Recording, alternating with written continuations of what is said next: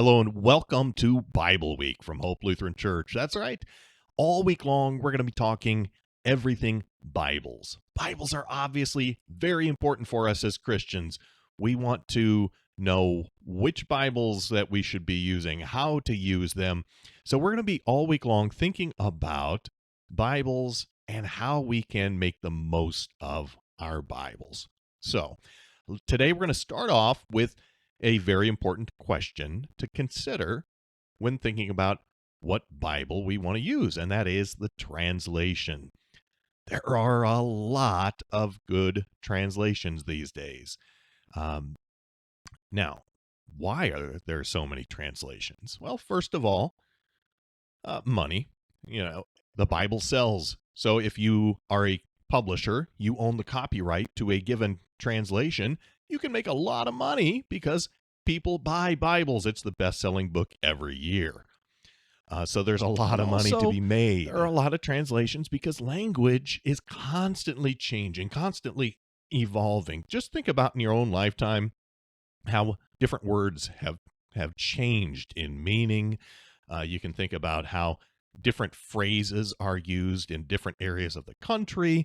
Language is tricky. Language is dynamic. It's constantly evolving. And so new translations are sometimes really needed and helpful. But there's no perfect translation. The thing about language is that there's always kind of slippage. When when you're working with somebody in an ESL class, English as a second language, well, we struggle because language uses not just one for one. This word means this thing in this language, and it means this thing in this language. But there's more to it than that. There's connotative meaning. There's denotative meaning. There's how it's used in one setting versus another setting. But the good news for us is that we live in a time when there are many excellent Bible translations. And we're not going to be able to cover all of the different kinds of translations today. I want to give you some good ones that you can look at, that you can consider. And I'm also going to give you a couple that you really ought to avoid. Now, here's an example of why it's tricky to translate the Bible. So what does a word mean? So take, for instance, the word head. You can talk about the head of an army, the head of your body, a head of a company, head of a ship. Don't lose your head. Head of the trail. Won by a head. The head of a beer. You're out of your head. See, same word, lots of different meanings, lots of different ways in which it can be used. And so translating is an art, and there's a lot that goes into it. There's also colloquialisms. Now, we use these all the time, and we don't even think about it. What's happening? How's it going? Well, what we're saying is, how are you? But we don't say, how are you necessarily. We might say, how's it going? And we're asking the same thing, but all right, how do you want to translate that? Do you want to do it literally? Or do you want to just say, well, here's what he's meaning when he says that? One of the things that I hadn't heard until we moved to Ohio, when the ambulance shows up, people say, the squad came.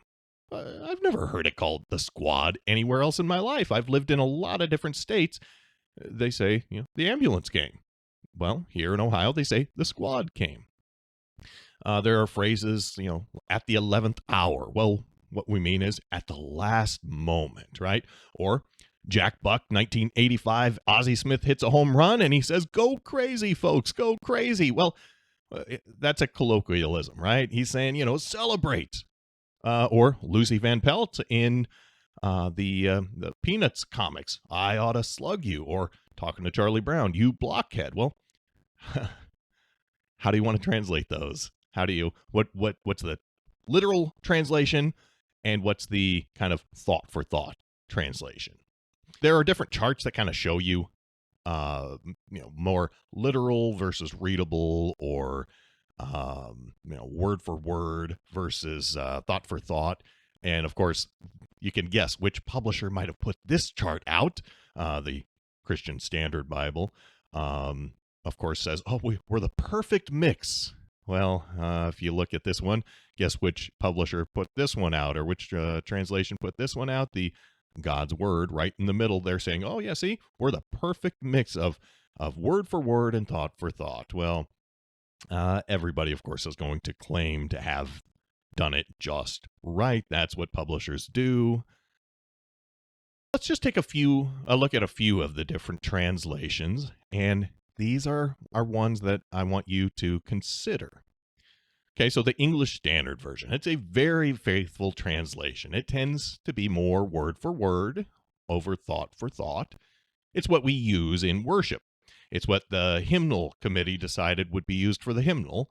And so it's the more that you use it, the more you're going to hear some of the similar phrasing, some of the words that are going to stand out as you use the hymnal, the liturgy, the hymn, or not the hymns, but the psalms, the readings.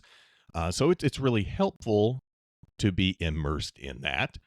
The English Standard Version is a direct descendant of the King James Version. So the King James Version, translated in 1611, then updated throughout the years, including early 1900s. You had the American Standard Version, and then in, I think it was the 50s, you had the Revised Version, and then the ESV is kind of in that line.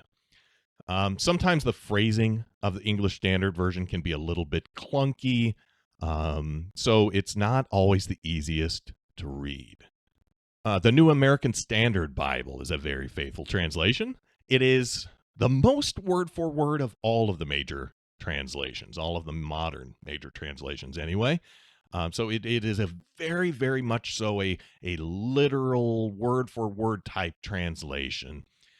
Which is great in some ways, but then it makes it a lot harder to read at times. It's kind of clunky in how it reads, and so sometimes the best translation isn't necessarily always word for word. Sometimes you do need to do a little bit of thought for thought with that.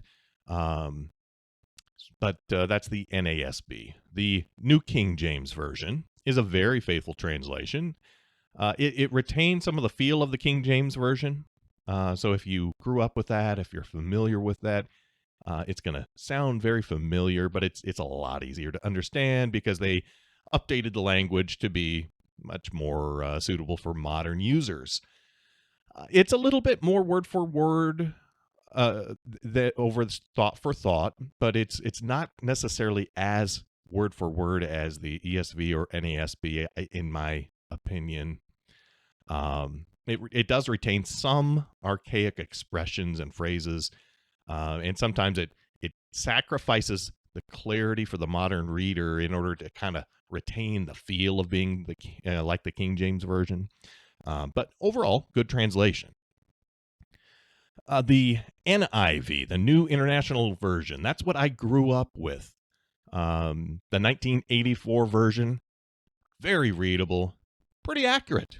At times, it would give preference to readability and sacrifice in the area of being more literal. It's definitely more thought for thought than word for word, in my opinion. Now, here's the problem. The 2011 update, that's the only kind of NIVs you can buy new now. They made major changes to it in order to be more politically correct, and it is not nearly as good a translation as it used to be. If you are using a 1984 copyright version NIV, great, keep using it. But I certainly would not recommend buying a new 2011 copyright version of the NIV. The CSB, the Christian Standard Bible, is a very, very new translation. I think 2017 is when it came out. It's a really good translation.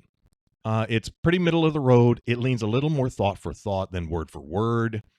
It is, because it's a newer translation, some of the weaknesses may not yet have come to light, but overall, very good, solid translation of the Bible. The New Living Translation is very much so thought for thought rather than word for word. It's great for reading. It's very easy to understand in as you're reading it, and it's just easy to read. But it's not always very good for in-depth Bible study because they might render different words different ways in different places. It's good for simply reading through, but not necessarily great for in-depth study. Now, on to some translations I certainly would not recommend. The Message, because it's not really even a translation, it's a paraphrase. The Message is one man's rephrasing of the Bible. It is really, it shouldn't be used in worship. And if you have one and you're reading it, fine, but understand it's not really a translation of the Bible. It's if I read the Bible and then I put it in my own thoughts and told it to you, that's what it is. So not great. The Passion Translation is another new one. There are a lot of really major concerns I have about this one. Some of the ways that they've gone about choosing which texts they want or which manuscripts they want to use for this translation. They also regularly add words that are not there in a literal translation of the text or in a thought-for-thought translation of the text. They're just adding stuff in there, and that's that is not good. That's dangerous. So definitely do not recommend the Passion Translation. So which one do I recommend? Well, what I would recommend actually is to get one from each column. Get a word for word and a thought for thought because they kind of do different things. So if you have a word for word, you can say, all right, here's a more literal rendering of what the original Greek or Hebrew says. The thought for thought is helpful to say, well, here's what that is kind of really trying to communicate. Here's what it means. So I would say get one of each. Get a word for word, get a thought for thought, and then use both. And you don't have to use each every day, but have both available to you. And use one for a while, use the other for a while, use one if you're going to do a Bible study, use one if you're just going to do some reading, but it's helpful to have more than one. So because we use the ESV, I would suggest that would be a good choice for the word for word, thought for thought. If you already have a 1984 NIV, great. Don't need to get a new one or anything. But if you're looking to get a new one, a CSB or an NLT, good choices. All right. We'll have more coming up throughout the week as we continue Bible Week at Hope Lutheran Church. You have any questions, let me know. I'm not going to be able to go through every single translation, but if you have questions about a specific translation or how to use part of your Bible, let me know. Join me tonight also, 7 o'clock. I'm going to be talking with Pastor Missionary Micah Wildauer. We're going to be talking about how the Lutheran Confessions really are helpful for us in missions and thinking about missions. All right. God's blessings. Have a great day. I look forward to spending more time with you again tomorrow.